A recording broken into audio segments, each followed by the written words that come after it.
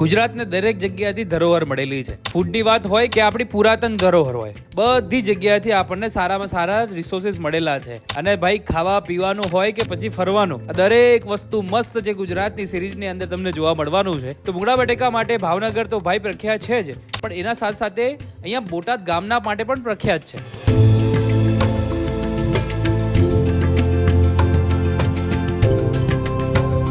બોટાદ ગામની અંદર ઘણી બધી જગ્યાએ અલગ અલગ ભૂંગળા બટેકા ઠેર ઠેર જોવા મળેલા છે, પણ આ બે જગ્યા એટલી સરસ મજાની મને લાગી છે કે ભાઈ બહુ વધારે પડતી લાઈન લાગેલી હોય છે. એક નંબર મજા આવી. એક નંબર મજા આવી ને? ડેલી ખાઈ બોટાદના તમે ડેલી આવી જમવા. અને કદાચ કોઈ બહારથી આવે છે તો અવાય ખરું કે નહીં? જરૂર અવાય સ્પેશિયાલિટી છે એટલે આવું જ પડે અહીંયા. પાછળ એટલું બધું ક્રાઉડ લાગેલું છે, પેલી બાજુમાં એટલું ક્રાઉડ છે. એને હેન્ડલ કરવા માટે ખાવા માટે સ્પેશિયલ દુકાન રાખી દીધી છે. લોકો અંદર જઈને શાંતિથી બેસીને નાસ્તો પણ કરતા હોય છે. બોટાદ સિટીની અંદર કઈ કઈ જગ્યા ઉપર ફેમસ મળે છે અને એની વિશેષતા શું છે એ તમને બતાવવાનો છું. हर गली में खुशियाँ दिल से हम गाते मस्त है गुजरात में मस्त है गुजरात में. અમદાવાદથી આવો છો તો સારંગપુર પછી 25 થી 20 કિલોમીટર સમથિંગ થતું હોય છે. ત્યાંથી તમે બોટાદ જઈ શકો છો. બોટાદની અંદર આ જગ્યા એટલે આપણે કાજીભાઈના બટેકા એ વિશેષતા અલગ છે. એડ્રેસ લોકેશન પહેલા તમને સમજાય તો એકદમ ઇઝી છે.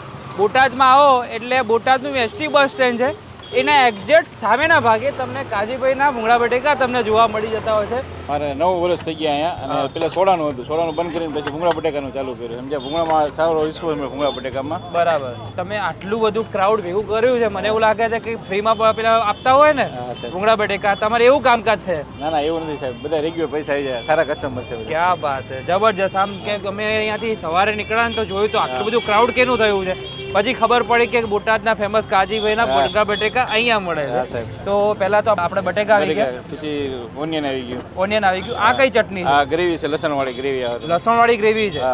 ઓકે. સવારે 10:30 ખોલવી, સાંજે 7-8 વાગ્યા સુધી માલ હોય એ જ ચાલુ હોય. 7-8 વાગ્યા. તો કેટલા કેજી બટેકા બનતા હશે? એ ઘરેથી આવી જાય બનાવીને. અંદાજ કેજી 30-40 કિલો હોય. 30-40 કિલો. ભાઈ જો ભૂંગળા બટેકા ભાવનગર ફર્સ્ટ નંબરમાં આવે, બરાબર છે. પછી મોરબીની બાજુ પણ આપણે ખાધેલા છે. આ જ્યારે બોટાદની અંદર આવ્યા છે તો બોટાદમાં પોતાની જ સિસ્ટમ ચાલે છે, જે તેલ ને વઘારવાળું જે કહેવાય છે ને એની ગ્રેવી તૈયાર થાય છે લસણવાળું. તો એ આપણા બટેકા તૈયાર થતા હોય છે. અને સાથે સાથે ઉપર દાડમ, કાચી કેરી અને બીજી ઘણી બધી વસ્તુઓ નાખીને આ બટેકા તૈયાર કરે છે. અને આની 35 રૂપિયાની પર ડેની ડીશ મળે છે આપણને. અને સમોસા કટિંગ આવશે પછી. ઓકે. જો આ અત્યારે બધાના બટેકા ઉપર, એટલે આપણા માટે ને બધા માટે જ ને? બધા માટે, બધા ગ્રાહક માટે. છોકરો હોય તો એ આઈટમ આવે. અચ્છા. તો જો એના ઉપર કેરી આવી ગઈ છે, હવે લીંબુ આવી ગયા. એટલે મારા ખ્યાલથી આ ગુજરાતની અંદર અમે ફર્સ્ટ ટાઈમ આવા બટેકા ખાવાનું છે કે એકદમ ડિફરન્ટ છે.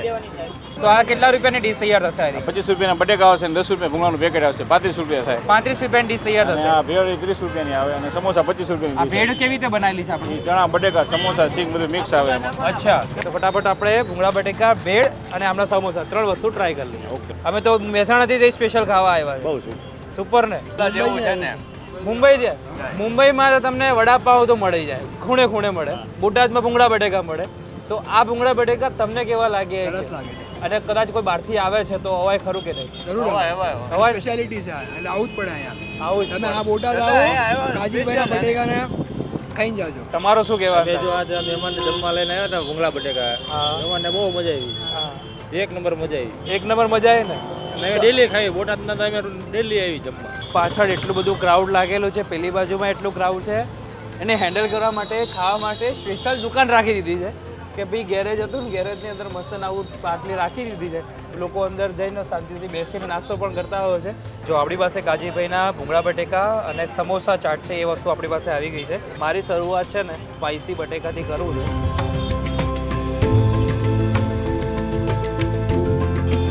નાના છોકરાઓ પણ આવે તો પણ ખાઈ શકે છે. જો આ બીજા બટેકાની તમને વસ્તુ બતાવી દઉં, જે ચટણીવાળા છે. આની ઉપર કેરી એડ કરી દઈએ.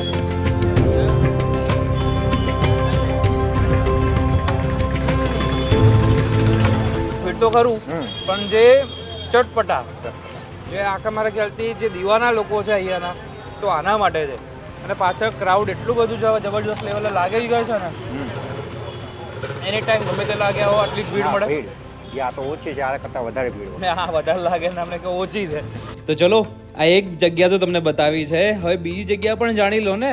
જો હવે આ જે વસ્તુ તમે જોઈ રહ્યા છો તમને શું લાગે છે કે ભાઈ મસ્ત મજાનો કંઈ શણગાર કર્યો છે, કંઈક અલગ છે, પણ આ છે ભૂંગળા બટેકા છે. બોટાદથી આગળ નાગલપર ગામ છે, તો આ રીતે શણગાર કરીને આપેલી છે. નાગલપરમાં આપણે 8-9 વર્ષથી જૂના છીએ આપણે. ઓકે. શરૂઆત પહેલા મારા દાદા કરી હતી. હરિભાઈ બટાકાનું ચાલુ કર્યું, પછી કેરીનું બધું નાખવા મળ્યા અને પછી શું કહેવાય જેમ જેમ ગ્રાહક આવતા ગયા એમ નામ થઈ ગયું. આ જે છે ને કાગડો કાચી કેરી જે આવે છે એ કેરી તમને 12 માસ મળતી હોય છે. ઉપર જો દ્રાક્ષ નાખી છે, દાડમ નાખી છે, આવું આખું સરસ મજાનું કોથમીરથી શણગાર કર્યો છે. ભૂંગળા બટેકા ભાઈ શણગારવાળા મેં ભાવનગરમાં જોયા હતા, એના પછી અહીંયા જોયા છે. તો આ જે રસ્તો છે તમારે ગઢડા સ્વામિનારાયણ મંદિર જવું હોય તો આ જગ્યાથી તમારે જવાતું હોય છે. તો આપણી ડીશ કેટલા રૂપિયાથી શરૂઆત થાય છે? 20 વાળી ડીશ છે અને 10ના ભૂંગળા 30 રૂપિયા. 30 રૂપિયાની અંદર મળી જતા હોય છે. અને ટાઈમિંગ કેટલા વાગ્યાનું હોય છે આપણે? 9 વાગે ચાલુ કરવી અને આ 7 વાગે પૂરું. 7 વાગે પૂરું થઈ જાય છે. એકદમ અલગ જ સ્ટાઇલ હોતી હોય છે ને એકદમ ફૂલ્લી સ્પાઇસી હોતા હોય છે. જો તમે મરચું પણ તમને જો બતાવ્યું છે એકદમ લાલ બટેકા, અને આની ઉપર પ્લસ પાછું જો કેરી, દાડમ, દ્રાક્ષ ને કોથમીરથી આખો શણગાર કરેલો હોતો હોય છે. અને કચુંબર જેવું આપેલું છે તમને પાછળ. જો આના ઉપર પાછું આખું કચુંબર ને આપેલું છે, અને સાથે સાથે આની ઉપર થોડુંક આ મીઠી ચટણી ટાઈપ જેવું કંઈક છે એનું. અમને તો આવી છે ચાલુ છે ને ત્યાં સુધી ત્યારથી. બરાબર. અને બોટાદમાં ફર્સ્ટ નંબર નાગલપર. હા. બોટાદથી 3 કિલોમીટર થાય. બરાબર. એકદમ બેસ્ટ. દૂરથી કદાચ આવે તો સ્પેશિયલ ખવાય કે સ્પેશિયલ ખાવા ધક્કો કરવા જેવો. ધક્કો ખાવા જેવો. હા એકદમ. જુઓ આના ઉપર કાચી કેરી, દાડમ ને બધું ઘણું બધું વસ્તુ નાખી છે.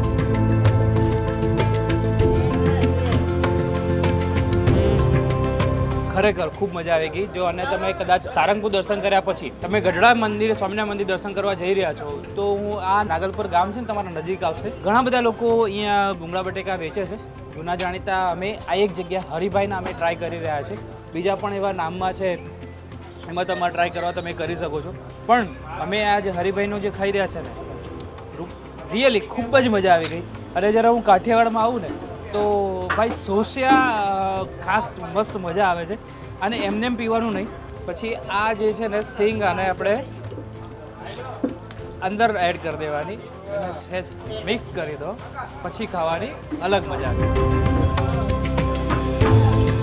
આ સોસિયાનું કોમ્બિનેશન સિંગ સાથેનું કદાચ કોઈનું એના સામે કોઈ જ ના આવે. પછી તમને કેવું લાગે છે અહીંયાના બટેકા ખાઈને? First number super. બોટાદથી અમે સ્પેશિયલ અહીંયા બટેકા ખાવા આવીએ. તો એક વસ્તુ તો છે ધક્કો ખાવાવાળી જગ્યા.